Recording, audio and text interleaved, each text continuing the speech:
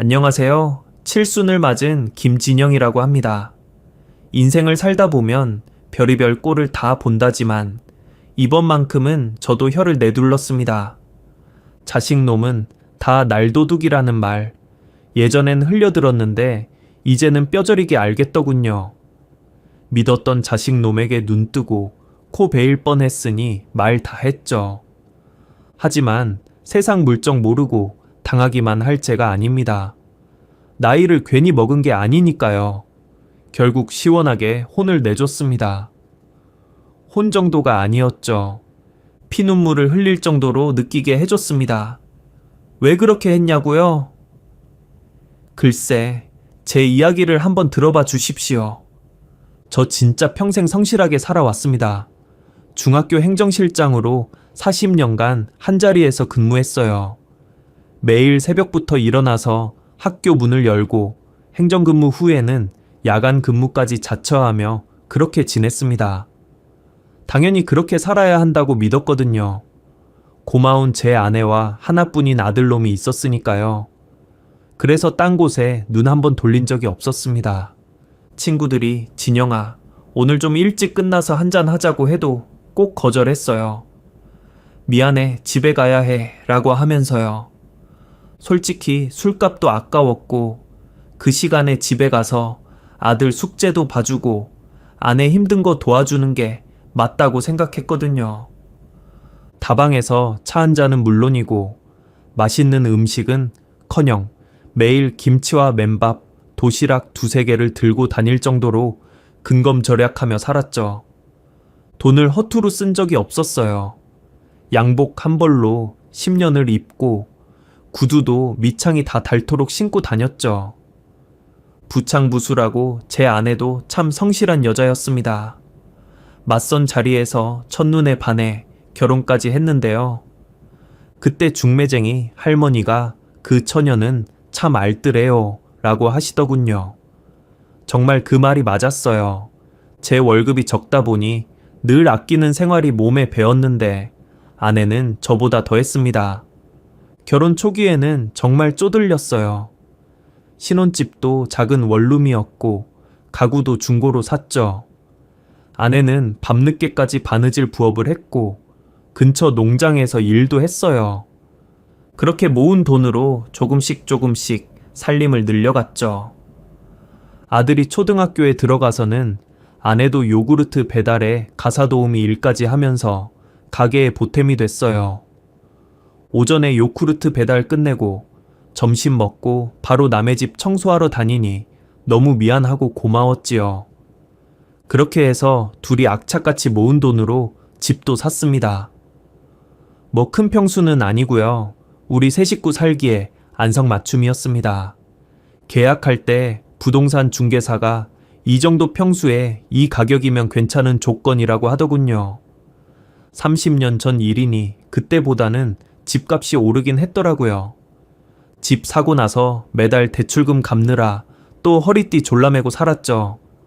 하지만 내 집이 있다는 게 얼마나 뿌듯하던지. 퇴근해서 우리 집 현관문을 열고 들어갈 때의 그 기분을 지금도 잊을 수가 없어요. 나름 서울에 집까지 있고 노후 자금으로 쓸 2억 정도 돈이 있으니 마음의 안정이 오더라고요. 물론 이 돈도 하루아침에 모인 건 아니에요. 수십 년 넘게 한 푼 두 푼 모아서 된 거죠. 적금도 넣고 예금도 하고 아내 부업비도 보태고 통장 잔고가 늘어갈 때마다 정말 뿌듯했어요. 게다가 정년 퇴직한 교장, 선생님과 친분을 쌓다 보니 그분이 조언대로 주식도 조금 사서 재미도 보게 되었고요. 교장 선생님이 어느 날 저보고 요즘 좋은 회사 주식이 하나 있는데 한번 사보겠소 라고 하셨습니다. 처음엔 주식이 뭔지도 잘 몰랐어요. 하지만 교장 선생님이 워낙 똑똑하신 분이라 믿고 따라 해봤죠. 몇백만 원어치 샀는데 몇 년 지나니까 제법 올라 있더라고요. 아, 이런 게 주식이구나 하면서 조금씩 더 사기 시작했습니다. 물론 생활비에 지장이 없는 선에서만요. 교장 선생님이 주식은 여유자금으로만 하는 거야 라고 당부하셨거든요. 그렇게 10여 년을 꾸준히 사다 보니 제법 모이더군요. 아들놈도 모르고 아내도 정확한 액수는 몰랐어요. 그냥 교장님 따라 주식 좀 한다고만 했거든요. 솔직히 그때까지만 해도 저는 정말 만족스러운 인생을 살고 있다고 생각했어요. 그런데 그러면 뭐 하겠습니까? 자식 놈이 문제인데요. 하나뿐인 아들이라 오히려 작은 문제도 커 보이더라고요. 어릴 때부터 말썽이었으면 제가 말도 안 해요. 우리 아들, 어릴 때는 정말 착실했거든요. 공부도 잘하고, 우리 말도 잘 듣고, 동네 사람들이 아들 정말 모범생이네요 라고 할 정도였어요. 초등학교 때는 반장도 하고, 중학교 때는 학생회장까지 했죠. 대학도 서울에 있는 괜찮은 곳으로 갔고요. 우리 아들 이제 다 컸네, 여보. 그러게, 정말 자랑스러워. 그때만 해도 저희는 정말 행복했어요. 아들은 군대로 무사히 다녀오고 졸업 후에는 회사도 나름 괜찮은 데 들어갔어요. 연봉도 평균은 되고 복지도 좋은 편이었죠. 그러니 결혼할 아가씨도 빨리 생기더군요. 첫 인사 올 때 보니 예쁘고 착한 며느리를 얻었다고 생각했거든요. 제가 보기에 성격도 조용하고 예의 바른 아이였어요. 결혼식 날 아들 민석이가 저희한테 인사하는 모습이 아직도 눈에 선해요. 아버지, 어머니, 그동안 길러주셔서 감사합니다. 이제 진짜 어른이 되겠습니다. 그때 얼마나 뿌듯했는지 몰라요. 며느리도 정말 예의 바른 아이였어요. 우리에게 안부 인사도 꼬박꼬박 하고 생일이며 명절에도 음식도 직접 해서 가져오더군요. 게다가 우리 아들에게도 무척 잘했습니다. 그때는 정말 우리 집안에 복이 들어온 줄 알았습니다. 하지만 결혼 후 몇 년 지나면서 민석이가 슬슬 변하기 시작했어요.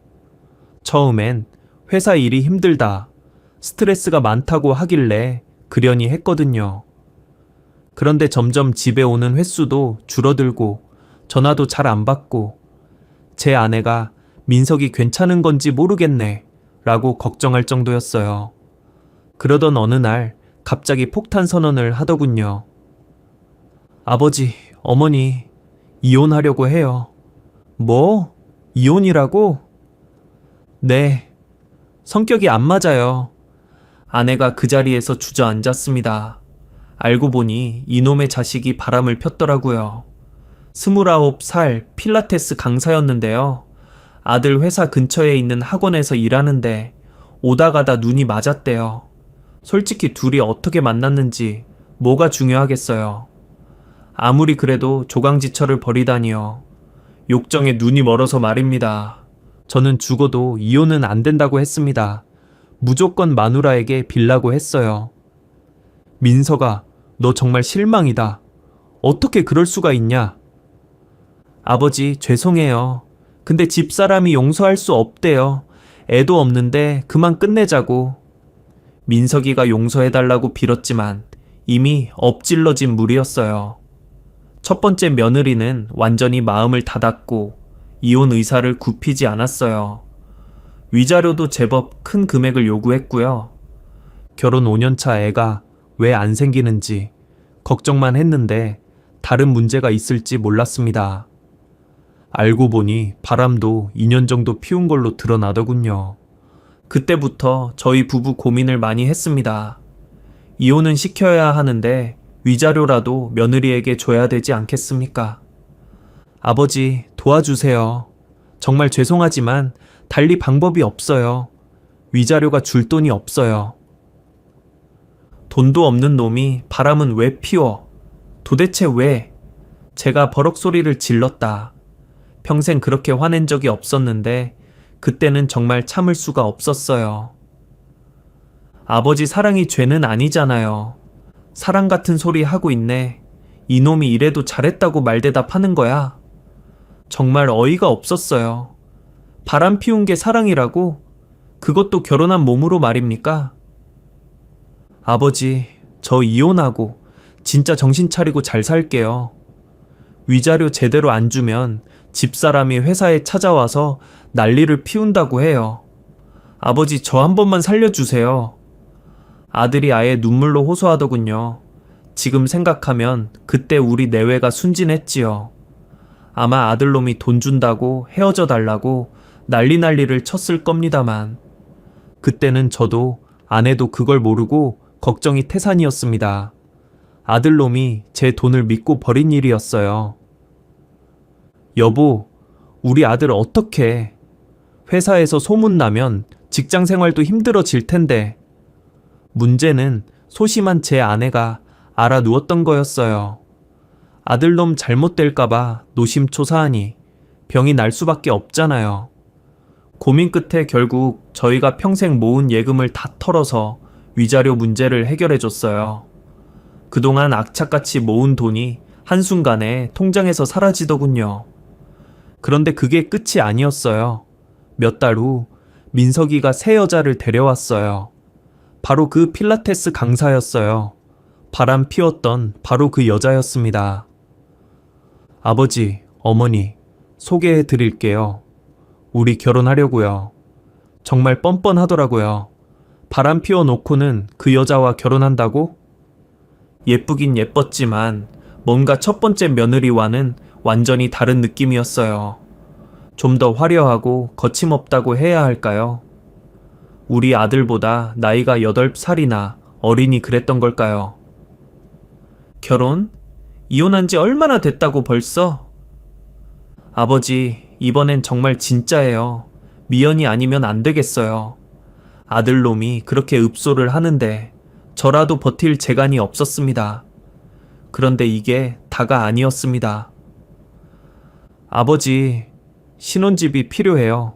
신혼집? 네. 미연이는 초혼인데 저는 재혼인데 그쪽 부모님이 아파트 없으면 결혼 허락 안 한다고 해요. 두 번째 며느리가 외동딸이라 부모가 조건을 단 거였어요. 이놈아, 이 집 주면 우리는 어디로 가라고. 너 곧 40 된다. 그 나이면 이제 알아서 해야지. 제가 버럭 소리쳤어요. 정말 화가 치밀어 올랐거든요. 아버지, 저도 나이가 나이인데 이번이 마지막 기회일 수도 있어요. 마지막 기회? 그럼 첫 번째는 뭐였어? 연습이었어? 아버지, 제발요. 이번에 결혼 못하면 정말 끝이에요. 얘 아니면 전 죽어요. 저 정말 얘 말고는 생각할 수 없어요. 이놈의 자식이 사춘기 때도 여자 문제 하나 없더니 이제 와, 왜 이러는 거냐, 응? 정말 답답했어요. 어릴 때는 그렇게 얌전하던 놈이 결혼하고 나서는 왜 이 모양이 됐는지 정말 알다가가 모르겠더군요. 아니면 이때 자식과 인연을 끊었어야 했나요? 아무튼 그때도 돈을 달라고 야단이 났습니다. 아니, 사랑하는 여자랑 한번 살겠다는데 도와주세요. 네? 울고불고 난리도 아니었어요.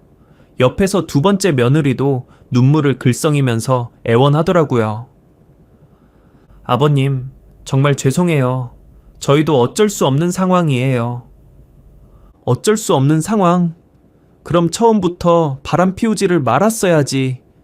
제가 소리를 지르니까 두 번째 며느리가 울기 시작했어요. 그 모습에 아내가 또 마음 약해지더라고요. 여보, 우리가 원룸으로 가고 이 집 민석이 살게 합시다. 안 돼. 이놈이 알아서 해야지 뭐 하는 거야. 그럼 명의만 당신 걸로 하고 일단 살게 해줘요. 이번엔 잘 살 거라고 약속 철저히 했으니까요. 네? 우리 자식 하나뿐이잖아요. 안 돼? 우리도 살아야지, 안 그래? 여보, 민석이가 저렇게 빌고 있는데, 그리고 얘 나이도 이제 40인데 집도 절도 없이 어떡해요? 나이가 뭐가 중요해? 바람 피운 게 문제지. 집도 절도 없는 놈이 뭔 재주로 바람을 피워? 제 월급 다 저 여자애한테 쏟아붓고 난리도 아니라며. 그래도 이제 둘이 결혼도 한다고 하니까 정신을 차리겠죠. 이렇게 말하는 아내는 끝까지 아들 편이었어요. 결국 며칠 동안 신랑이 끝에 저도 지쳤어요. 아들은 매일 찾아와서 빌고 아내는 계속 설득하고 고민하다가 결국 또 져줬어요. 30년 동안 잘 살던 우리 집을 아들한테 넘겨주었습니다. 일단 집 수리하고 너희 둘이 살기 시작해. 몇 년 안에 명예 넘겨줄게. 아버지, 어머니, 정말 죄송해요. 이제부터는 진짜 효자가 될게요. 효자 다 필요 없고 그냥 둘이 잘 살아. 더 이상 손 벌리지 말고. 손이라요. 저희 둘 열심히 살고 애도 낳고 효도도 할 테니 너무 걱정하지 마세요. 실제로 처음 몇 달은 정말 좋았어요. 매월 용돈도 정확히 들어오고 안부 전화도 자주 하고 주말마다 안부도 묻고 두 번째 며느리도 처음엔 예의 바르게 굴었거든요. 그때만큼은 정말 행복했어요. 아, 우리 아들이 드디어 철이 들었구나. 이제 잘 살 수 있겠구나 싶었지요. 하지만 그 행복한 시간은 그리 오래가지 않았어요. 3달 정도 지나니까 슬슬 변하기 시작하더군요. 용돈도 늦어지고 전화도 뜸해지고 오지도 않았어요. 여러분도 다 아시잖아요. 자식놈들, 저희들 아쉬울 때만 부모 찾는 거니까. 다 그렇거니 하면서 별 생각 없이 지냈어요. 원룸살이가 좀 답답하긴 했지만 아내와 단둘이 평화롭게 지내고 있었거든요. 연금도 나오고 건강도 괜찮고 뭐 이 정도면 살만하다 싶었죠. 그런데 그해 가을 정기검진을 받으러 갔다가 청천벽력 같은 이야기를 듣게 됐어요. 김진영님, 검사 결과가 나왔는데요. 의사 선생님 표정이 심상치 않더라고요. 30년 넘게 정기검진을 받아왔는데 그런 표정은 처음 봤어요. 위에 이상 소견이 있습니다. 정밀검사를 더 해봐야겠어요. 그 순간 온몸에 힘이 쭉 빠지더군요. 평생 큰 병 한 번 없이 살아왔는데 이제 와서 이런 소리를 듣다니. 감기 말고는 병원 신세 진 적이 없었거든요. 정밀검사요? 뭐가 어떻게 잘못된 건가요? 일단 조직검사를 해봐야 정확히 알 수 있겠습니다. 너무 걱정하지 마시고. 의사 선생님이 위로하시지만 목소리에서 걱정이 느껴졌어요. 일주일 후 정밀검사 결과를 들으러 갔을 때 의사 선생님이 조심스럽게 말씀하셨어요. 위암 초기로 보입니다. 수술이 필요합니다. 그 순간 머릿속이 하얘졌어요. 위암이라니, 나한테 암이라니.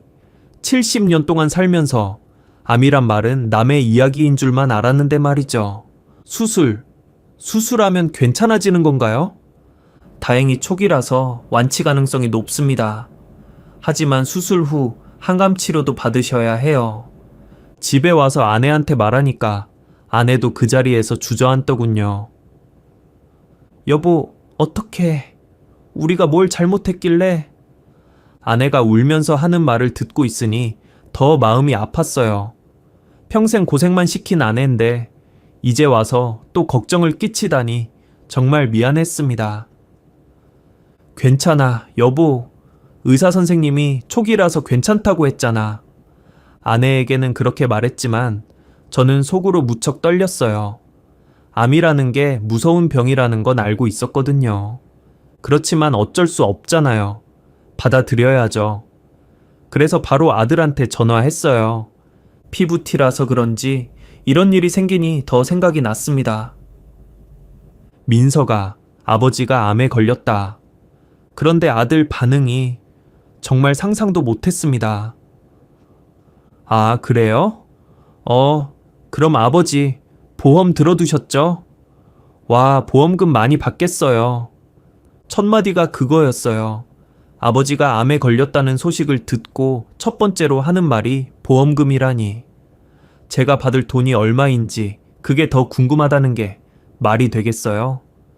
사실 병원에서 나와서 집에 도착할 때까지 계속 고민했었어요.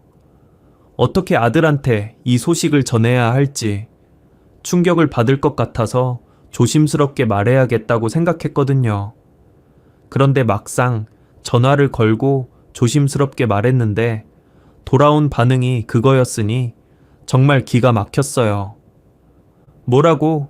아버지가 암에 걸렸다는데 그게 할 소리야? 제가 화가 나서 소리를 질렀어요. 평생 그런 말을 들어본 적이 없었거든요. 아니, 들을 것이라고는 상상도 못했어요. 아, 아니에요. 보험 들어두시길 잘했다 이거죠. 변명하는 소리가 더 가관이었어요. 보험 들어두길 잘했다고? 보통 사람이라면 어떻게 된 거예요? 많이 아프세요? 치료는 잘 될까요? 이런 걸 물어봐야 하는 거 아닌가요? 이놈아, 아버지가 아프다는데 보험금 생각부터 하고 있어? 그런 게 아니라 다행히 치료비 걱정은 안 해도 될 것 같다는 뜻이에요. 정말 기가 막혔어요. 지금 돈 이야기가 왜 나오는지 저는 알다가도 모르겠더군요. 아버지가 암에 걸렸다면 걱정을 해야 하는 거 아닌가요? 아픈지 물어보든지 어떻게 된 건지 궁금해 하든지 말이에요. 그날 병원에서 의사 선생님이 설명해 준 내용들이 계속 머릿속에 맴돌고 있었어요. 다행히 초기 단계라서 수술로 치료가 가능하다고 했지만 그래도 암이라는 단어 자체가 무겁게 느껴지더라고요. 그런 마음으로 아들에게 전화를 건 건데 이런 반응을 보이니 정말 어이가 없었어요. 너 말 그렇게 하지 좀 마라. 지금 돈이 문제야.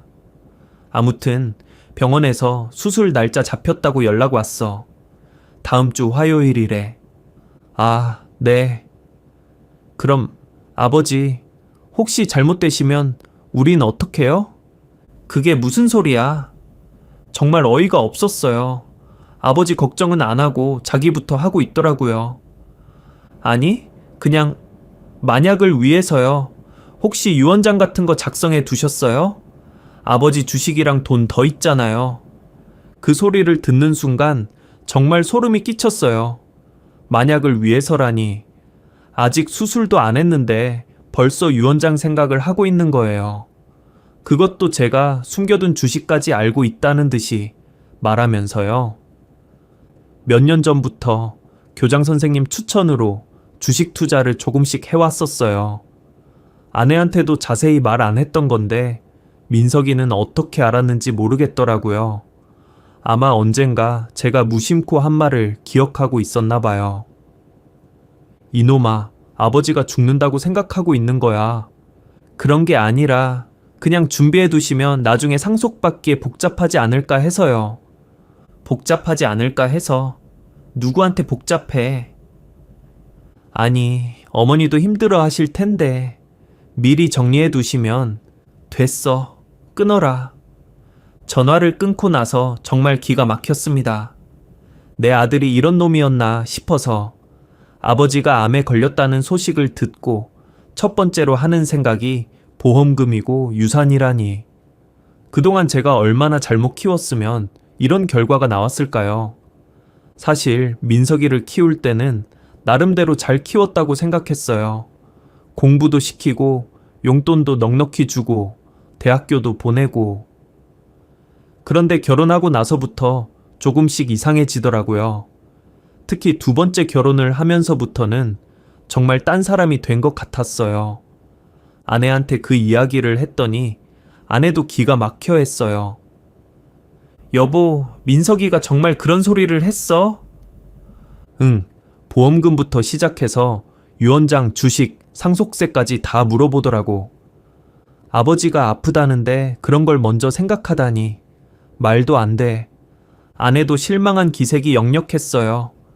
그동안 민석이를 그렇게 감쌌는데 말이에요. 아내는 항상 우리 민석이는 착하다고 했었거든요. 첫 번째 결혼 실패했을 때도 사람이 살다 보면 다 그럴 수 있어 라며 감쌌고, 두 번째 결혼할 때도 이번엔 잘 될 거야 라고 응원해줬는데 말입니다. 여보, 우리가 뭘 잘못했을까? 아내가 한숨을 쉬며 말했어요. 글쎄, 너무 많이 해줬나? 생각해보니 정말 그럴 수도 있겠더라고요. 어릴 때부터 뭐든지 다 해주고 용돈도 넉넉히 주고 결혼할 때도 전세금 마련해주고. 혹시 그렇게 해주다 보니 돈의 소중함을 모르게 된 건 아닐까요? 그날 밤 잠이 안 왔어요. 수술을 앞두고 있는 상황에서 아들한테서 그런 소리를 들었으니 마음이 어떻겠어요. 내가 죽기만 기다리고 있는 것 같아서 정말 서러웠습니다. 하지만 수술은 다행히 잘 됐습니다. 의사 선생님이 초기라서 완전히 제거됐습니다. 라고 하시더군요. 그러나 수술 후에는 항암 치료가 남아 있으니 그게 문제였지요. 환자분, 수술은 매우 성공적이었습니다. 조기 위암이라 내시경 절제술로 조직을 모두 제거했고 주변 장기도 깨끗합니다. 의사 선생님의 말씀을 들으니 그제서야 안도감이 들더라고요. 그동안 얼마나 걱정했는지. 하지만 완전히 끝난 게 아니라는 말씀도 덧붙이셨어요. 다만 재발 방지를 위해 몸 관리를 철저히 받으셔야 합니다. 완치 판정까지 시일이 걸리니 그때까지 면역 관리에 신경 쓰십시오. 수술 후 몇 시간 동안은 힘들었어요. 아무리 간단한 수술이라고 하지만 나이도 있고 아들놈 문제도 있다 보니 회복이 쉽지 않더군요. 그래서 며칠 더 입원하기로 했습니다. 잠도 제대로 못 자고 물만 마셔도 토할 것 같고 이게 정말 나은 건지 아니면 더 안 좋아진 건지 알 수가 없었어요. 간호사들이 계속 돌봐주시긴 했지만 혼자 있는 시간이 길어질수록 온갖 생각이 다 들더라고요. 혹시 재발할까? 관리를 잘할 수 있을까? 정말 완치가 될까? 이런 생각들이 계속 머릿속을 맴돌았어요. 둘째 날부터는 조금씩 물도 마시고 죽도 먹기 시작했지만 여전히 기운이 없었어요. 그런데 갑자기 아들 내외가 병원에 와서 간병한다고 쇼를 했어요. 아버지, 저희가 간병할게요. 미연이도 간병 경험이 있어요. 하지만 저는 간병인을 이미 고용해 두었습니다. 같이 늙어가는 처지에 아내 보고 고생하라고 할 순 없으니까요.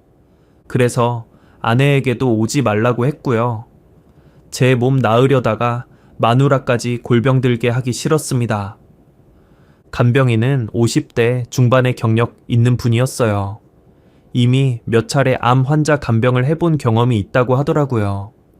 정말 세심하게 챙겨주시고 밤에도 잠깐씩 깨서 제 상태를 확인해 주시고 전문가답게 일을 하시더라고요. 저는 아들에게 강경하게 말했습니다. 괜찮다. 간병인이 있으니까 너희는 가서 일이나 해. 아니에요. 자식이라고 아들뿐인데 저희가 해야죠. 주말이라도 와서 거들게요. 처음에는 그럴싸한 소리를 하더라고요. 마치 효자인 양 행동했어요.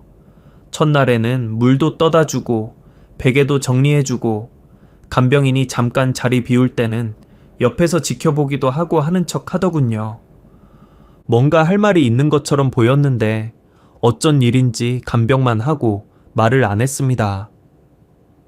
아버지, 죽이 너무 뜨거우면 안 되니까 식혀서 드세요. 아버지, 일어나실 때 제가 도와드릴게요. 아버지, 텔레비전 보실래요? 아니면 유튜브요? 하지만 그게 쉽겠어요? 토요일에 하루 하니까 일요일 오전이 되니 아들이 조금씩 달라지기 시작했어요. 병실에 있는 시간이 점점 줄어들더라고요. 아버지, 저희가 잠깐 밥 먹고 올게요. 그러고 나가면 1시간, 2시간씩 안 들어와요. 나중에 알고 보니 병원 근처 카페에서 앉아 있었더라고요. 아버지, 급한 전화가 와서 잠깐 나갔다 올게요. 그러면서 그날은 아예 안 나타나고요. 나중에 아버지, 일이 생각보다 복잡해져서 집에 갔어요. 다음에 올게요. 라며 전화만 하더라고요. 그 후에는 간병인이 다 하는데 그저 얼굴 비추는 게 다였죠. 그것도 하루에 1~2시간씩만 와서 앉아 있다가 가더라고요. 아들이야 회사 일이 있으니 그렇다 쳐도 요새는 강사 잠시 쉬고 집에서 살림만 하는 미연이는 더 심했어요. 간병 경험이 있다고 해놓고는 정작 아무것도 안 했어요. 그냥 제 옆에 앉아서 멀뚱히 있기만 하더라고요. 제가 무엇을 필요로 하는지 파악하려는 노력도 없고 간병인이 하는 걸 보고 배우려는 자세도 없고 정말 형식적이었어요. 아가, 물 한 잔 다오. 제가 이렇게 말해야 겨우 일어나서 물을 따라주는 정도였어요. 그것도 마지못해 하는 티가 역력했죠. 정말 형식적이었어요. 간병한다고 하면서 실제로는 간병인한테 다 맡기고 본인들은 그냥 가끔 얼굴만 비추는 정도였죠. 그것도 올 때마다 뭔가 불만스러운 표정이었어요. 마치 억지로 오는 것 같았습니다. 아가, 너 이제 가도 된다. 할 만큼 했어. 내 집에 할 일이 많아서요. 간병인분이 계시니까 괜찮죠? 이런 핑계를 대면서 금세 자리를 뜨더라고요. 며느리한테 병간호 받고 싶은 생각이 있는 건 아니었습니다만 그래도 1시간이라도 진짜 간병을 하는 것도 아닌데 왜 와서 시간을 보내고 있는지 모를 일 있어요. 그런데 말입니다. 수술 후 수일이 지나서 몸이 겨우 회복되어 가고 있을 때였어요. 그날도 평소와 다름없이 아들 민석이가 병문안을 왔는데 간병인이 잠깐 화장실에 간 사이였어요. 아들놈이 제 병상 옆에 와서 앉더니 주변을 한번 둘러보고는 갑자기 이런 말을 하더라고요. 아버지, 단도직입적으로 재산 좀 미리 주시면 안 될까요? 뭐라고? 아니, 아버지가 건강하실 때 미리 해두시는 게 좋을 것 같아서요. 건강하실 때라고? 난 지금 환자야. 건강하다고. 지금 암 수술 받고 회복 중인데 뭔 소리를 하는 건지 머리가 어지러워졌습니다. 그래도 의식은 있으시니까 나중에 문제 생기기 전에요. 나중에 문제 생기기 전에? 무슨 문제 말하는 거야? 혹시 내가 치매 걸릴까봐 그러는 거야? 아니면 정말로 죽을까봐 그러는 거야? 아버지, 왜 말씀을 그렇게 들으세요? 아니, 갑자기 재산 타령을 왜 하냐고. 미연이랑 필라테스 학원 차리려고요. 그래서 말인데요. 돈이 필요해요. 뭐? 너 그게 아비한테 할 소리야? 장모님 돈까지 빌렸어요. 이제 더 이상 안 돼요. 재산 있으면 얼른 주세요. 돌아가시고 나서 주는 건 안 돼요. 저 지금 필요하다고요. 그 소리를 듣는 순간 정말 화가 머리끝까지 올랐어요. 아직 퇴원도 안 했는데 벌써 유산 타령이라니. 그것도 돌아가시고 나서 라는 말까지 서슴없이 하다니. 정말 이런 자식이 어디 있을까요? 정말 피를 토하는 심정이었습니다. 제가 미연이한테 학원 차려준다고 큰 소리 탕탕 쳤다니까요. 아버지, 정말 급해요. 그러니까 어쩌자는 거야. 아버지, 매달 연금 받으시는데 좀 주시면 안 돼요? 예금 모아두신 거 있잖아요. 주식은 어떻게 된 건데요? 뭘 달라는 거야, 이놈이. 누가 절박하냐? 너니? 아니면 아픈 나야? 아버지, 저도 이런 말 하기 싫어요. 하지만 정말 어쩔 수 없어요. 다른 방법이 없어요. 그러다 미연이 저랑 안 산다고 하면 어떡해요? 너? 여자한테 미쳐도 단단히 미쳤구나 말이 되냐? 걔가 너 돈 없으면 안 살겠다면 그만 살아 그러면 되잖아. 어떻게 그래요? 일단 재산 먼저 주세요. 주실 재산이 있잖아요. 이놈 뭐라고 했어? 제가 병상에서 벌떡 일어나면서 소리를 질렀어요. 이놈의 자식이 뭐 재산 얼른 달라고 죽기 전에 받을 거 받겠다는 거야. 아버지 죽다니요? 제가 언제 그런 말 했어요? 재산 먼저 달라는 거죠. 그게 그 말이지. 아버지 죽기만 기다리고 있잖아. 아버지가 건강할 때 미리 정리해 두시면 좋찬. 건강? 너 때문에 내가 화병나 죽게 생겼다. 어디서 완치도 안 됐는데 유산 타령을 하고 있어? 병원이 떠나가라 소리를 질렀어요. 수술 상처는 아팠지만 그보다 마음이 더 아팠어요. 내 아들이 이럴 수가 있나 싶어서. 말입니다. 아들도 뭐가 섭섭한지 소리를 치기 시작했습니다. 아니, 원래 저한테 주실 건데 왜 이러시는 거예요? 아니면 우리 사는 집이라도 제 명에 바꿔주세요. 너 바람 나면서부터 아주 간이 배 밖으로 나왔어. 네, 나왔어요. 그러니까 재산 먼저 주세요. 나가, 당장 나가, 꼴도 보기 싫으니까. 그렇게 소리를 쳤습니다. 수술 후 절대 안정을 취해야 하는데 이놈 때문에 제가 무너지고 말았습니다. 병원에서 그 난리를 치니 사람들이 제 병실로 모이더군요. 옆 병실 환자들도 나와서 구경하고 복도를 지나던 사람들도 멈춰 서서 쳐다보고 간호사들이 뛰어와서 환자분 진정하세요. 수술 부위에 좋지 않아요 라고 했지만 저는 참을 수가 없었어요.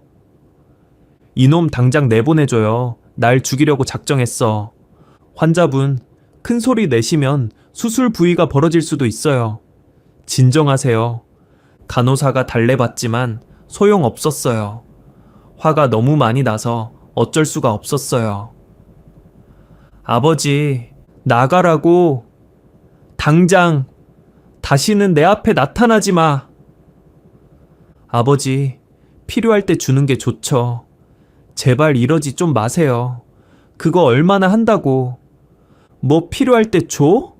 이런 미친놈이 그걸 말이라고 해. 지금 나는 뭐가 필요해 보이냐? 아픈 아버지한테 할 소리 안 할 소리가 있는 거지. 아버지, 그런 게 아니라고요. 민석이가 변명하려고 했지만 저는 더 이상 들을 수가 없었어요. 닥쳐. 이놈아, 죽기 전에 재산 달라는 거 맞잖아. 어디서 아니라고 발뺌해. 제가 너무 흥분하니 병원 경비하는 분들이 와서 아들을 끌고 갔지만 복도에서도 아버지가 오해하고 계세요. 저는 정말 그런 뜻이 아니었어요. 라고 하는 소리가 들렸어요. 간병인이 그제서야 와서 깜짝 놀라더라요. 어머, 무슨 일이세요? 별일 아니에요. 자식놈이 와서 개소리를 해서. 그날 밤 정말 잠이 안 왔어요. 내가 평생 키운 아들이 이런 놈이었나 싶어서. 아버지가 암 수술 받고 회복 중인데 와서 재산 달라고 하다니. 이런 자식이 어디 있어요. 아내가 다음날 와서 여보, 너무 화내지 마. 수술 부위에 안 좋아 라고 했지만 저는 더 이상 참을 수가 없었어요. 당신도 들었어야 했어. 이놈이 뭐라고 했는지 말이야. 우리가 자식을 키운 게 아니라 날 강도를 키웠어. 아내도 할 말이 없는 듯 한숨만 쉬더라고요. 그동안 민석이를 감싸왔던 아내도 이번엔 변명할 수 없었던 것 같아요. 정말 이런 자식을 키운 제 자신이 한심하고 앞으로 어떻게 해야 할지 모르겠더라고요. 일단은 아내에게 단호하게 했습니다. 당신도 이제 그만해. 아들 끼고 돌지 말라고. 여보, 그게 무슨. 이제 마흔이 코앞인데 더 이상 어리광이나 때 받아주지 마라. 당신이 자꾸 받아주니까 저런 놈이 된 거야. 아내가 눈물을 글썽이면서도 고개를 끄덕였어요. 그동안 제가 이런 말을 해본 적이 없었거든요. 항상 아들이니까, 우리 자식인데 라며 넘어갔는데 이번엔 정말 선을 넘었다고 생각했어요. 알았어요. 여보, 정말 알았어요. 제가 너무 받아줬나 봐요. 그동안 우리가 뒤치다꺼리를 너무 많이 해줬어. 그래서 이놈이 부모를 만만하게 보는 거야. 사실 아내를 타박하는 것도 마음이 아팠어요. 아내도 자식 사랑하는 마음에 그랬던 건데. 하지만 이제는 정말 달라져야 할 때라고 생각했거든요. 여보, 미안해요. 사실 말 안 한 게 있어요. 뭔데? 민석이가 당신이 병원에 있을 때 우리 집에 와서 장롱이며 서랍이며 다 뒤져서 돈을 찾았어요. 숨겨둔 돈이 있는지 확인하려고. 뭐라고? 정말 기가 막혔습니다. 제가 병원에 입원해 있는 사이에 집에 와서 돈을 찾아 헤맸다니. 이건 정말 도둑놈 짓거리 아닌가요? 언제 그런 일이 있었는데? 며칠 전이요. 제가 들어가니 민석이가 방에서 뭔가 뒤지고 있더라고요. 그래서 깜짝 놀라서 뭐하니? 라고 물어봤더니 아버지 비상금 있는지 찾아보는 거라고 하더라고요. 이런 미친놈이 날강도가 따로 없네. 저는 분개하면서 침대를 쳤어요. 수술 부위가 아팠지만 화가 더 컸습니다. 내 아들이 내 집에 와서 돈을 찾아 헤매다니 이런 일이 있을 수 있나요? 아내는 그 말을 하고 소리내어 울기 시작했어요. 어쩌다 우리 아들이 이렇게 변한 거야? 아니면 우리가 진짜 잘못 키운 거냐고. 여보, 우리 어떡해요? 어쩌긴 뭘. 이제라도 우리가 달라져야지. 그 여자애 때문에 우리 아들이 변했을까요? 됐어. 둘 다 똑같아. 민석이만 바람 폈어? 둘 다 똑같다고. 그만 울어. 운다고 해결도 안 되잖아. 저도 소리내어 울고 싶었지만 그럴 수가 없었습니다. 생각해보면 다 제가 잘못 키운 탓도 있으니까요. 이제 저도 달라져야겠다는 생각이 들었습니다. 이놈의 자식을 홍군형을 내야 하는데 참나 몸은 아프고 가진 건 집뿐이니. 그러게요. 위자료를 날린 돈이며 결혼한다고 우리가 돈도 빌려준 건 그놈의 자식이 기억도 못하더라고요. 여보, 그렇게 며칠 동안 화가 나서 잠도 못 자고 있었는데요. 마침 전에 있던 교장 선생님에게서 연락이 왔습니다. 간병인이 어르신 전화 왔어요 라고 하더라고요. 김 선생, 몸은 좀 어때? 교장님, 안녕하세요. 많이 좋아졌습니다. 그래, 다행이다. 그런데 말이야, 김 선생이 가지고 있던 주식이 아주 많이 올랐는데 지금 팔 생각 없나? 교장 선생님은 제가 존경하는 분이셨어요. 교직 생활하면서 정말 많은 도움을 받았고 주식 투자도 이분 추천으로 시작했었거든요. 얼마나 올랐나요? 지금 팔면 10억 정도 될 것 같은데 10억이요? 정말 깜짝 놀랐어요. 30년 전에 몇백만 원어치 산 주식이 10억이 됐다니요.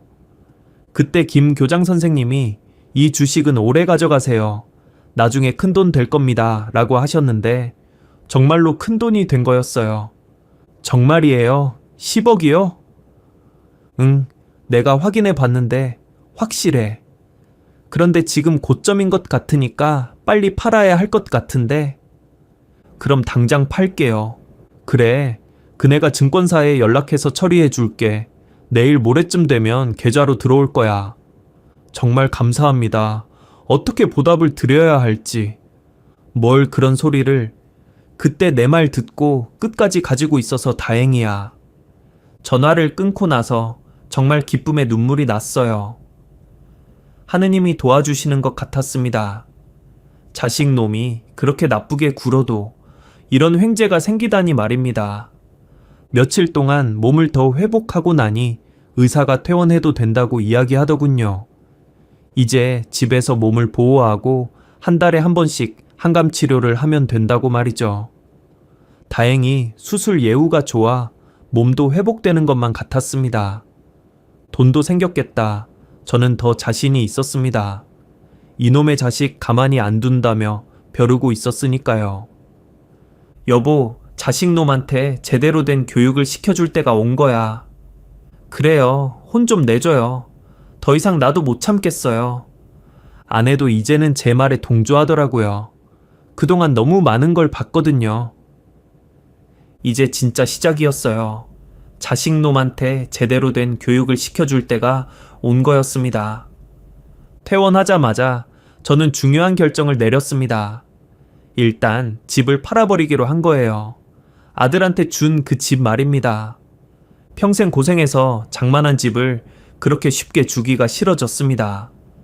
살 때는 몇천만 원짜리가 지금은 시세가 많이 올라서 8억 정도 된다고 하더라고요. 아들놈의 말 몇 마디가 저를 이렇게 냉혹한 부모로 만들었어요. 부동산 중개소에 가서 매물로 내놓았습니다. 시세보다 조금 낮게 책정해서 빨리 팔리도록 했어요.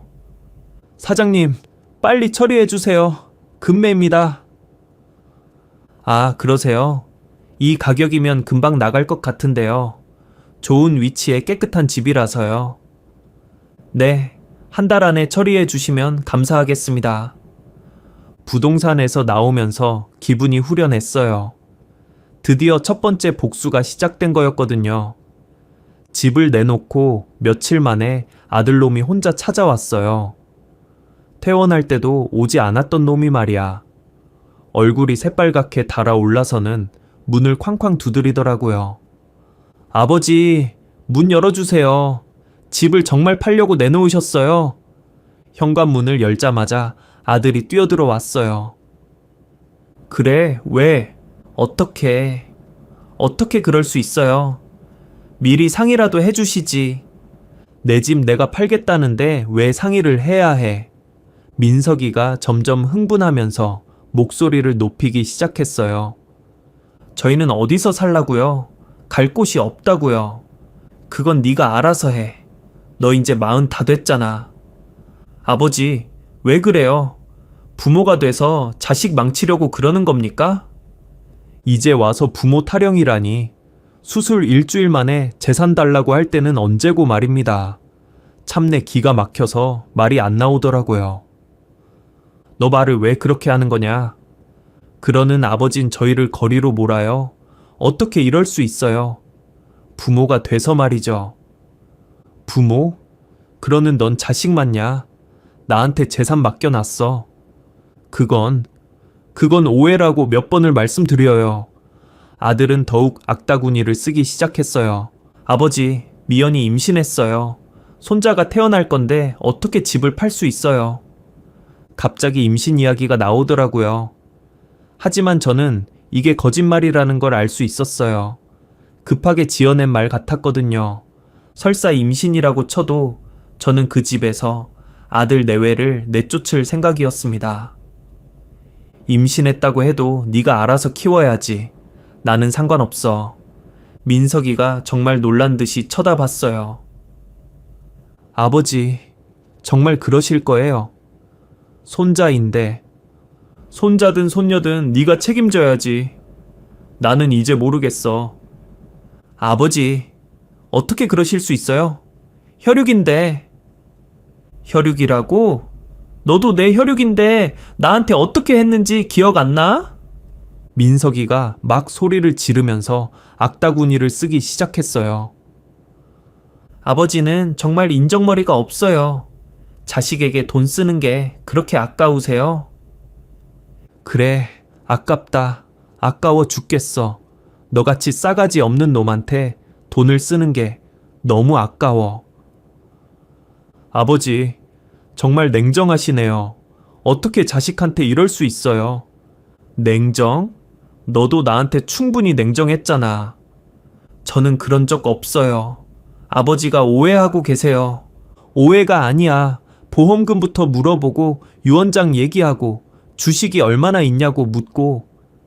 이게 다 오해야? 민석이가 할 말이 없어지자 더욱 화를 내기 시작했어요. 그럼 아버지, 저도 포기할게요. 이제 연락하지 마세요. 그래, 그렇게 해. 정말 후회하실 거예요. 나중에 손자 손녀 보고 싶다고 울지나 마세요. 상관없어. 너희들 없어도 잘 살 수 있어.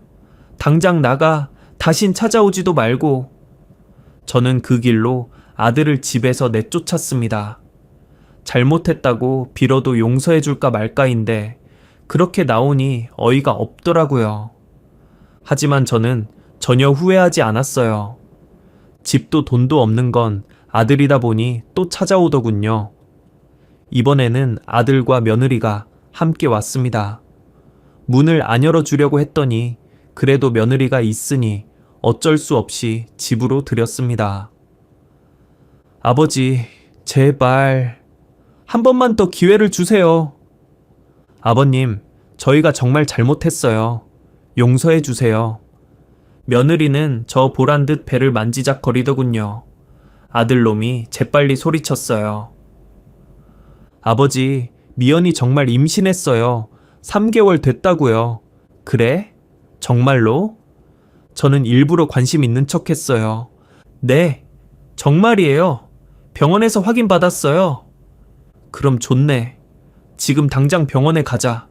내가 직접 의사한테 물어볼게. 지금 가자고요? 아들의 얼굴이 새파래지기 시작했어요. 그래, 지금 당장 택시 불러서 가면 되잖아. 일어나라. 아버지, 그럴 필요까지는. 왜? 임신했다면서 왜 병원 가기 싫어해? 아이 건강 확인도 해야 하는데. 오늘은 산부인과가 문 닫았을 거예요. 나가면 널린 게 산부인과야. 그 정도는 할 수 있어. 가자. 제가 현관문을 열고 나가자 아들이 급하게 제 팔을 잡았어요. 아버지, 잠깐만요. 왜? 빨리 가자. 손자 얼굴 보고 싶어. 결국 며느리가 덜덜 떨면서 고백하더군요. 사실은 임신 안 했어요.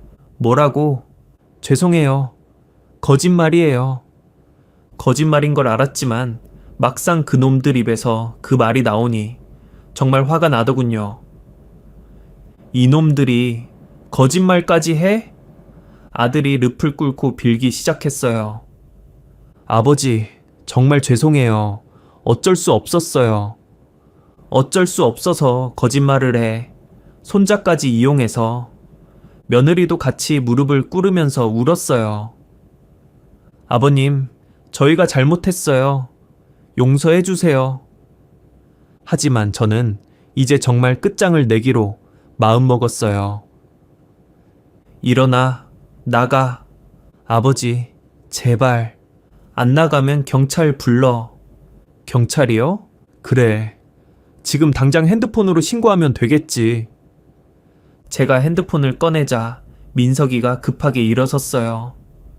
아버지, 경찰까지는 무단 침입에 사기까지. 경찰서 가서 조서 쓸래? 내가 말을 안 했지만 저번에 엄마가 그러는데 집에 와서 뒤지고 있었다며. 알겠어요. 나갈게요. 아들이 며느리 손을 잡고 급하게 나가버렸습니다. 진짜 저걸 아들이라고 낳았는지 제가 다 한심스러웠습니다. 이렇게 아들에게 만정이 다 떨어지고 있는데 그 후에 아들이 매일같이 찾아왔어요.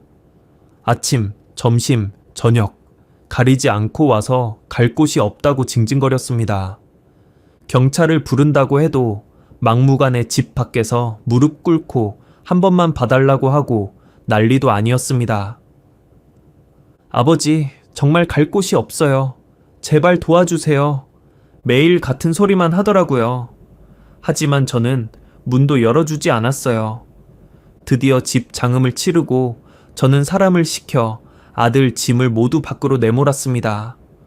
울던지 말던지 제 알바 아니라고 하면서요. 결국 아들 내외는 사돈집으로 들어갔다고 하더라고요. 하지만 그것도 임시방편이니까 이것들이 오히려 저를 더 찾아오는 거였습니다. 그것도 하루 이틀이지 더 참을 수가 없더라고요. 아버지, 정말 죄송해요. 저희가 잘못했어요. 잘못했다고 해서 다 용서되는 줄 알아? 아버지, 그럼 어떻게 해야 해요? 뭘 하면 용서해 주실까요? 그때 저는 조건을 내걸었어요. 제가 아무리 오지 말라고 해도 자꾸 밀고 들어오니 저도 나름 대책을 세웠거든요. 필라테스 학원을 그렇게 차리고 다시 집도 얻고 싶어? 네, 그게 저희 꿈이에요. 그럼 한 달 동안 효도를 해봐라. 효도요? 그래, 한 달 동안 진짜 효부가 되는 거야. 그럼 집이든 학원이든 한번 생각해 볼게. 아들이 눈이 반짝이면서 좋아하더라고요. 정말요? 아버지, 대신 조건이 있어. 하루라도 빼먹으면 끝이야. 그리고 내가 원하는 건 뭐든지 해줘야 해. 네, 당연하죠. 감사합니다, 아버지.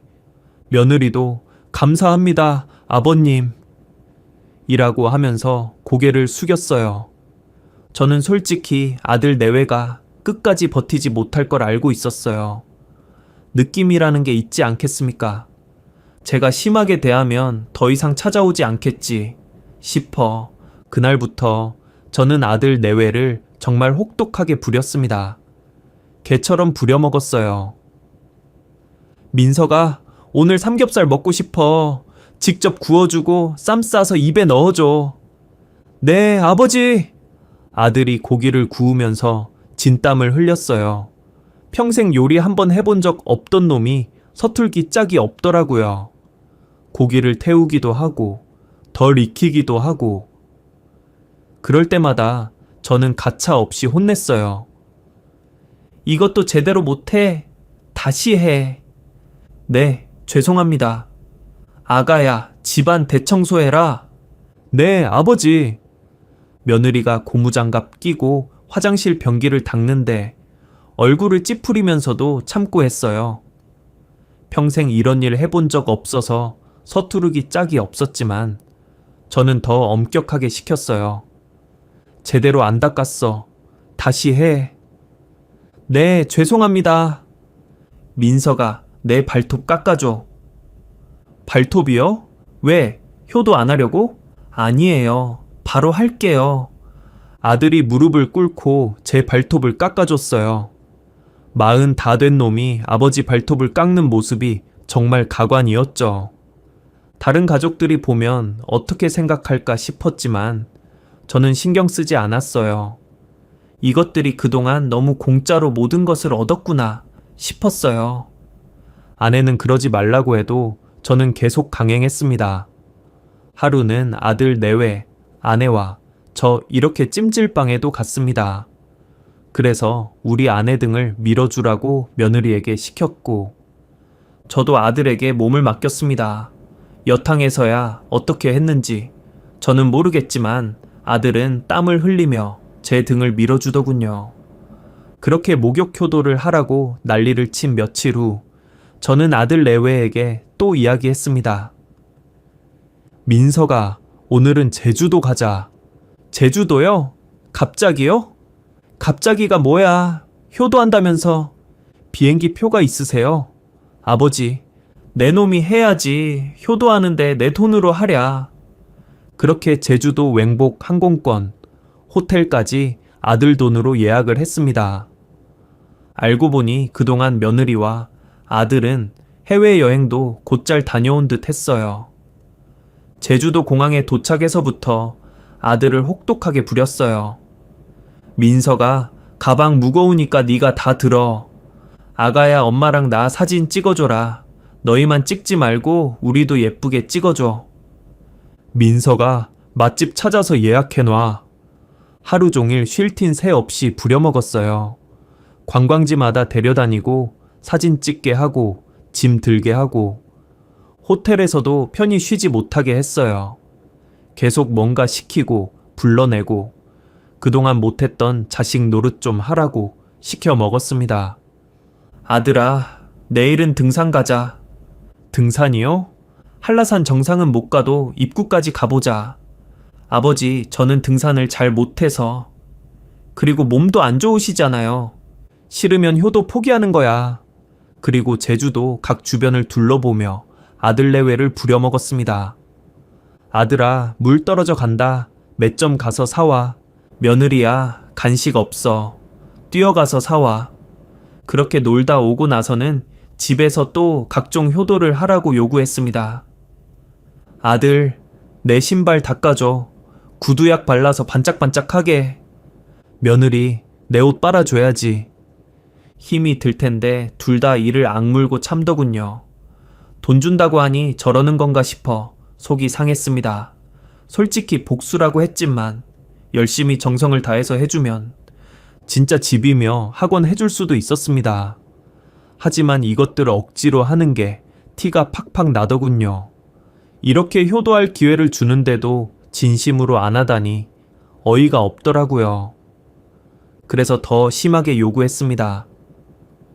민서가 어깨 주물러줘. 며느라, 오늘 저녁은 보양식 좀 해줘라. 나 환자 아니니. 민서가 이불 빨래 좀 하자. 매일매일 이런 식이었지요. 싫은 티가 팍팍 나도 아들 내외는 제 뜻대로 하긴 했습니다. 그러다 사단이 난 건 한 달을 다 채우기 일주일 전이었습니다. 제가 교장 선생님과 만남이 있어 시내로 나갔는데요. 아, 글쎄, 며느리가 어떤 남자와 손을 잡고 걸어가는 게 아니겠습니까? 저는 약속도 잊은 채 몰래 따라가 보았는데요. 그 두 사람이 주차장 쪽으로 걸어가더니 검은 승용차를 타더군요. 며느리가 그 차에 타더니 젊은 남자와 껴안고 입까지 맞추는 거였어요. 차 안에서 한참 동안 그러고 있더라고요. 정말 기가 막혔죠. 또 바람을 피우고 있네. 저는 핸드폰 안에서 사진을 다 담았습니다. 어차피 한 달 동안 못할 줄 알았지만 이렇게 끝이 난 거였어요. 다음 날 저는 아들 내외를 불렀어요. 효도 끝이야. 네? 왜요? 아직 며칠 더 남았는데. 며느리가 바람 폈어. 여기 사진도 있고. 아들이 깜짝 놀라면서 며느리를 쳐다봤어요. 미연아, 정말이야? 며느리가 고개를 숙이고 울기 시작했어요. 더 이상 변명할 수 없는 상황이었거든요. 미안해. 미안해로 끝날 일이야. 한 번 바람난 것들이 두 번, 세 번은 못할까? 제가 한마디 더 보태니 아들이 충격받은 표정으로 주저앉았어요. 저는 그런 아들의 모습도 보기 싫었습니다. 이게 효도야? 너희들은 어차피 탈락이야. 한 달이라고 짧은 기간을 줬는데도 진심이 하나도 없지. 며느리가 더욱 크게 울기 시작했지만 저는 가차 없었어요. 약속 어겼으니까 학원이고 뭐고 다 포기하고 사라져라, 너희들. 아버지, 제발 나가라고. 다시는 보기 싫어. 저는 정말 화가 머리끝까지 올랐어요. 한 달이라는 기간도 길다고 생각했는데 그것도 못 지키다니. 사실 처음부터 이런 결말을 예상했었거든요. 이런 것들이 진짜 효도를 할 리 없다고 생각했어요. 어차피 탈락할 줄 알았어. 겉으로만 효도하는 척하고 속으론 딴 생각하고 있을 줄 알았다고. 며느리가 더욱 비참하게 울면서 정말 죄송해요를 반복했지만 저는 듣고 싶지 않았어요. 그 후 아들은 며느리와 이혼하게 됐어요. 두 번째 이혼이었죠. 이번에도 재산 분할할 것도 없고 위자료 줄 돈도 없어서 그냥 갈라섰어요. 며느리는 그 젊은 남자와 함께 어디론가 사라졌더라고요. 하지만 그 남자도 진짜가 아니었나 봐요. 며칠 안 가서 며느리를 버리고 도망쳤다고 하더라고요. 아들은 완전히 혼자가 됐어요. 40이 넘어서 두 번째 이혼, 직업도 없고 집도 없고 돈도 없고 정말 난리도 아니었죠. 아내는 그래도 불쌍하다고 훌쩍거렸지만 저는 달랐어요. 불쌍하긴 뭐가 불쌍해. 자업자득이야. 여보, 됐어. 민석이도 바닥까지 떨어져 봐야 정신을 차리고 다시 태어날 수 있는 거야. 우리가 영원히 곁에 살아주는 것도 아니잖아. 저는 정말로 그렇게 믿었어요. 저렇게 나락으로 떨어져야 진짜 각성을 한다고. 부모가 뒤에서 받쳐주고 있다고 생각하면 절대 정신 안 차리거든요. 그 후 저는 아내와 함께 중대한 결정을 내렸어요. 이미 마음속으로는 결정한 부분이었지만요. 여보, 우리 고급 요양원에 들어가자. 요양원이요? 응? 좋은 시설이래. 당신 몸도 약하고 나도 치료 완전히 끝낼 때까지 시간이 필요하잖아. 사실 며칠 전에 그 요양원을 견학 갔었거든요. 정말 대단한 곳이었어요.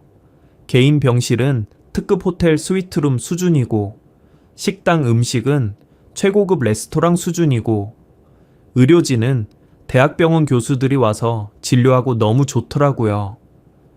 견학 갔을 때 안내해준 직원이 여기는 정말 특별한 분들만 오시는 곳이라고 자랑스럽게 말하더라고요. 실제로 입소한 사람들을 보니까 다들 부유한 어르신들이었어요. 그런 곳에 우리가 들어가도 될까요? 너무 비쌀 텐데. 왜 못 들어가요? 돈 있는데.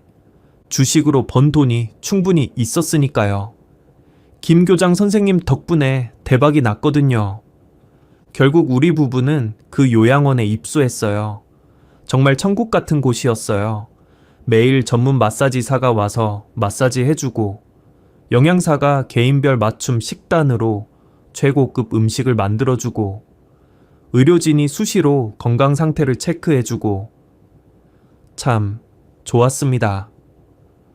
여보, 정말 여기가 천국 같아요. 이런 데서 살 줄 몰랐네요. 그래요. 이제야 진짜 우리만의 시간이네요. 정원도 있고 도서관도 있고 온수 수영장에 헬스장까지. 정말 호화로운 생활이었어요. 하루하루가 럭셔리 리조트에서 보내는 것 같았죠. 입소하고 며칠 지나니까 아들이 요양원까지 찾아와서 울면서 빌었어요. 아버지, 저는 정말 어떡해요? 혼자서는 못 살아요. 경비실에서 연락이 와서 면회실에서 만났는데 아들이 완전히 초라해져 있더라고요. 옷도 남루하고 얼굴도 야위고 며칠 못 씻은 것 같기도 하고 하여간 볼품이 없었습니다. 그런 건 처음부터 생각했어야지. 아버지, 제발 다시 기회는 이미 다 줬어. 너 효도도 실패했잖아. 그건 며느리 때문이에요. 아직도 정신 못 차렸냐? 첫 번째 아내 눈에 피눈물 흘리게 해놓고 넌 잘 살 수 있다고 믿었어? 이번 일도 다 네 탓이야. 아들이 무릎을 꿇고 빌었어요. 면회실에서 무릎을 꿇다니. 다른 면회객들도 다 쳐다보는데 말이에요. 아버지가 그렇게 큰 돈을 벌었다는 걸 이제 알았어요. 조금만 도와주세요. 동네에서 소문이 났나 봐요. 제가 주식으로 대박 났다는 얘기가 퍼진 모양이에요. 내 돈 내가 다 쓸 거야. 너 줄 생각 없어. 다 쓰고 죽을 거야. 그리 알아. 아버지, 그럼 저는 정말. 아들이 정말 피눈물을 흘리면서 울었어요. 하지만 저는 전혀 마음이 움직이지 않았어요. 그건 네가 알아서 해. 나는 이제 모르겠어. 정말 냉정하게 말했어요. 이미 정이 다 떨어진 상태였거든요. 아버지, 제발, 이제 그만 가. 여기는 면회 시간도 정해져 있어. 아들이 울면서 나갔지만 저는 전혀 뒤돌아보지 않았어요. 오히려 속이 시원했죠. 그 후로도 아들이 몇 번 더 찾아왔지만 저는 면회를 거부했어요. 면회 거부합니다. 만나고 싶지 않아요.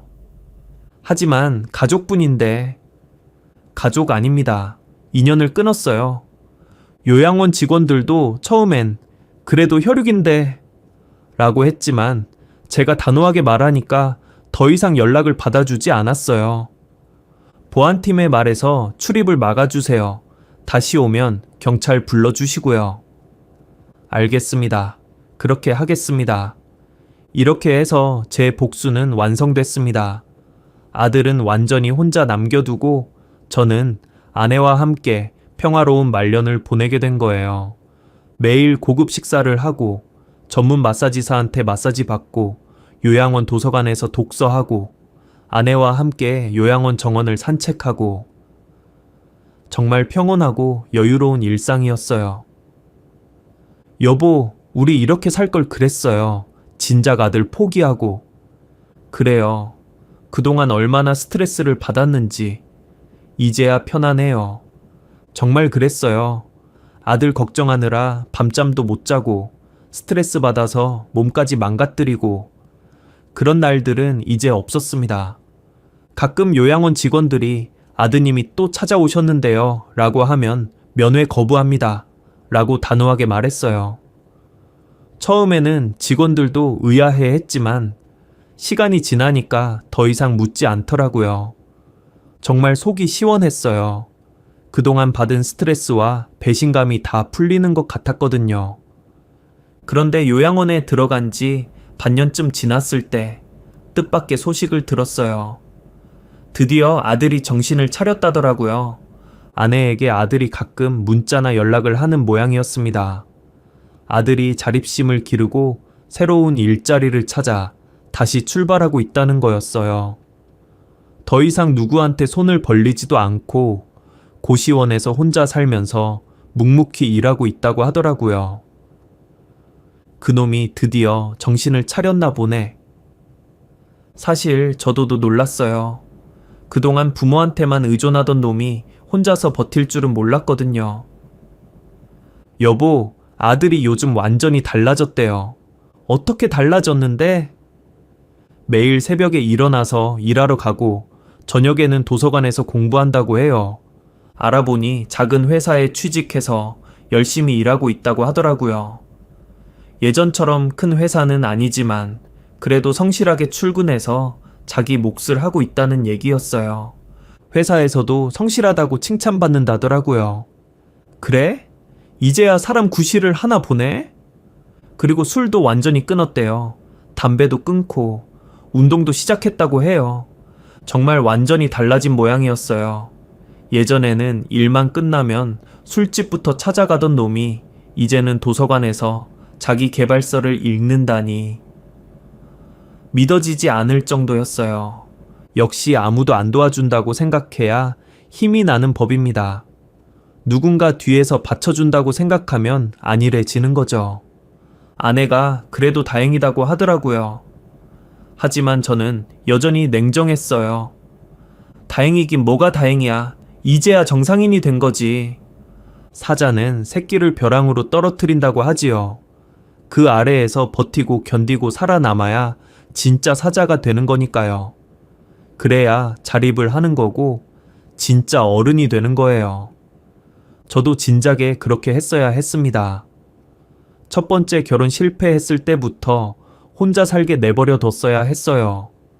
그랬다면 이런 고생을 하지 않았을 텐데 너무 오랫동안 받쳐줘서 버릇이 나빠진 거였어요.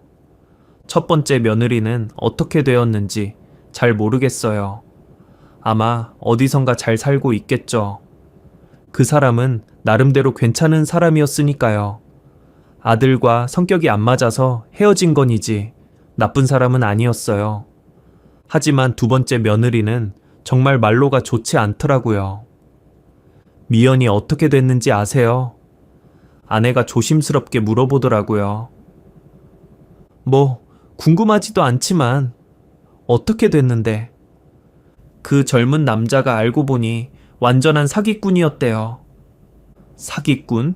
네, 다른 여자들도 여러 명 만나면서 돈을 뜯어냈던 놈이래요. 미연이는 그냥 그중 하나였던 거예요. 정말 기가 막힌 일이었어요. 남의 남편 뺏어갔더니 자기도 사기를 당한 거네요. 그 남자가 사기죄로 경찰에 고발당해서 지금 구속됐다고 해요. 미연이는 완전히 망했고요. 망했다고? 네, 돈도 다 뜯기고 집도 빼앗기고 지금은 갈 곳도 없대요. 정말 인과응보더라고요. 남의 집 파괴하고 행복하려고 했는데 결국 본인이 더 크게 망하게 된 거잖아요. 역시 남의 가정 파탄낸 것들은 말로가 다 어두워요. 그 사기꾼도 미연이를 완전히 이용만 하고 버렸대요. 돈 다 뜯어내고 나서는 연락도 안 된다고 해요.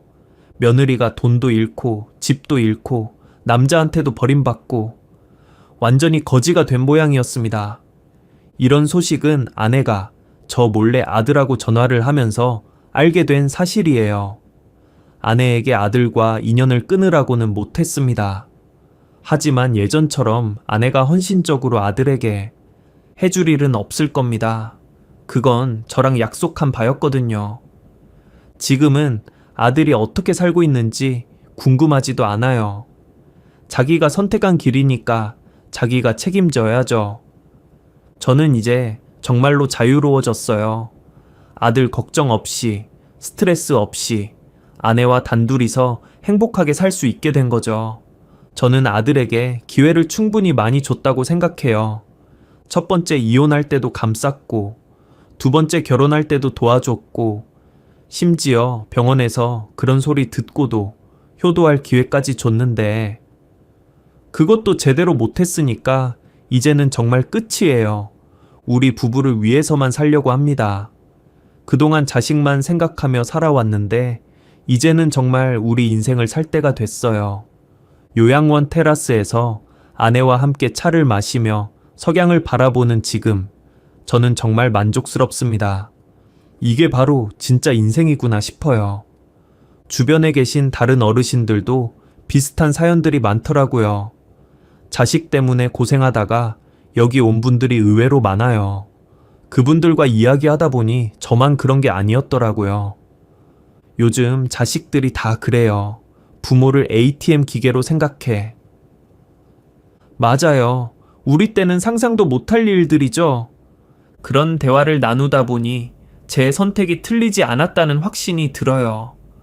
물론 제 몸이 완전히 괜찮아지면 요양원에서 나와서 좋은 아파트 구해서 살 수도 있어요. 저야 연금도 있고 주식으로 번 돈도 있고 굶어 죽지는 않으니까요. 아내와 함께 해외여행도 가고 좋은 곳에서 여생을 보낼 생각이에요. 그동안 자식 때문에 못했던 일들을 다 해볼 거예요. 정말 통쾌한 복수였어요. 아들이 저한테 어떻게 했는지 생각하면 이 정도는 당연한 결과라고 생각해요.